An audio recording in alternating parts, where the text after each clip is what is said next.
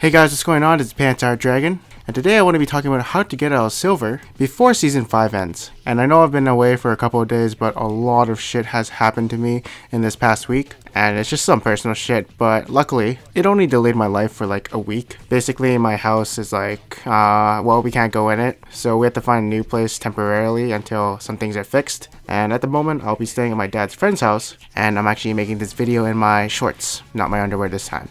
Anyways, this video will be going over things like what kind of champions to play and what kind of champions you shouldn't play. So this video is going to be more general than anything, because honestly I don't know why some people are stuck in silver. Some people could have really good decision making but horrible mechanics. Some people could be really good at playing Draven or Vayne but just have horrible decision making. Or maybe you might be a really good player but you don't really have the best item builds. And I really don't know, so I just want to make this a more of a general video. And with all that being said, let's get started.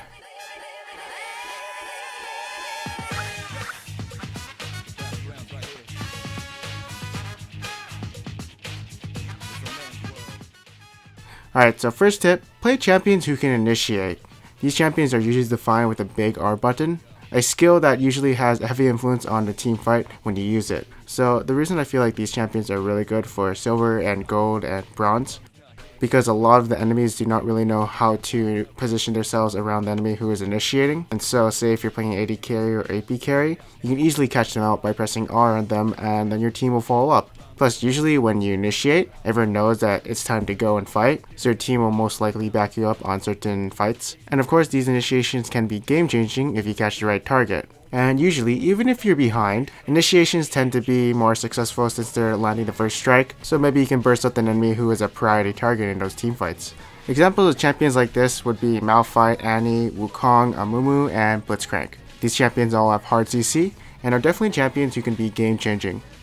Alright, so for our next tip, play late game champions. Late game champions are usually defined as tanks who still do a lot of damage in the late game, and champions who have high AP or AD scaling. The reason why you want to play these type of champions is because games usually in bronze, silver, or gold, maybe even platinum, tend to go on for about 30 to 40 minutes, while Diamond, Master, and Challenger usually end from 20 to 35 minutes. The reason games go on for so long in like silver is because generally the team who has a lead does not really know how to finish the game and close the game with their lead, so it'll tend to go on for a long time. And then you have these late game champions who have 4 to 5 items already. And it's just champions who just scale really well with level, have like percent health damage, or just does a bunch of damage for whatever reason. That's why I say Devour champions are usually the god tier junglers for silver and gold and bronze, because they do scale the best into the late game for junglers. Example champions of this would be people like Malzahar, Garen, Rhaegar, Jinx, and Tryndamere. As you can see, they all do extreme amounts of damage in the late game. For my next tip, we're going to be playing some easy peasy champions. This is defined by mechanically easy champions to pull off. So if you can execute their combo right, when there's not a lot of choices varying from skill combos to do in certain situations, then that's an easy champion to play.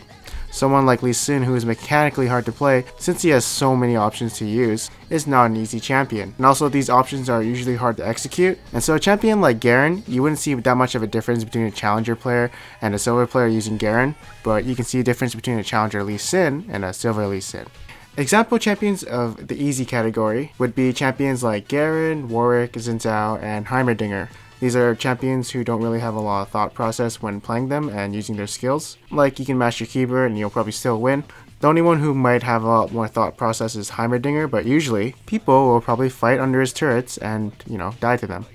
For my next tip, play champions who are really good in team fights. These champions are usually defined as having a lot of AoE, having CC, and having damage. So usually games are determined by team fights in low elo. Obviously it's a thing too in Challenger, and that's basically how most games are usually won. But concepts like bear control, poking the enemy down, sieging, and all these advanced concepts, they can't be executed properly in Silver Elo. So the best shot at winning the game would be team fights and of course picking people off. Or to basically put it, killing people. Champions who are good at killing people would be people like Brand, Swain, Amumu, Zyra, and Lux. Oh yeah, and Talon if you want a physical damage team fighter. These champions all have really good impact in team fights. They all have damage, AoE, and CC. There's definitely more, but these are just a handful of examples. Just think about champions who have a really big impact on team fights. And finally, for our last tip, don't play nerf champions. So if you guys didn't know, the way Riot balances champions is based on LCS and high elo. There's obviously some things they also nerf for like lower elos and diamond, but the majority is based on the LCS and competitive play.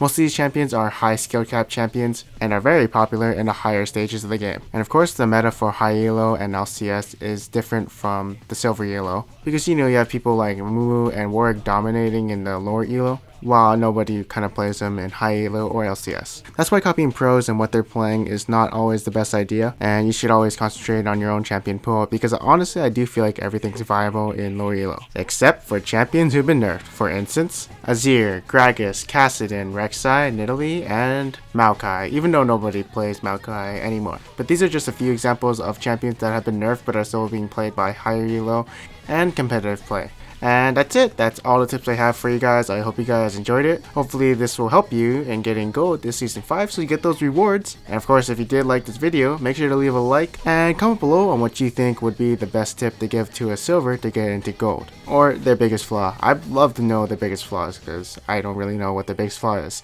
Anyways, thank you guys for watching this video. I'm Pastor Dragon, and I'll see you guys next time.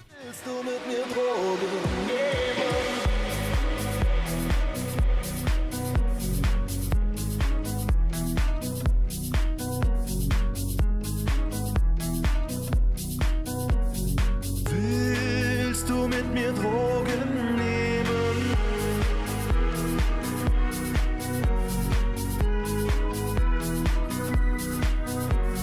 My God! Oh. Let's see. Look at this. This is so cool. Yeah! You're literally healing through their turrets, just no problem. Yo, you should get a spears for dodge. Don't worry, I'm helping. I'm helping. Wait. What am I doing with my life? Wait, What am I doing?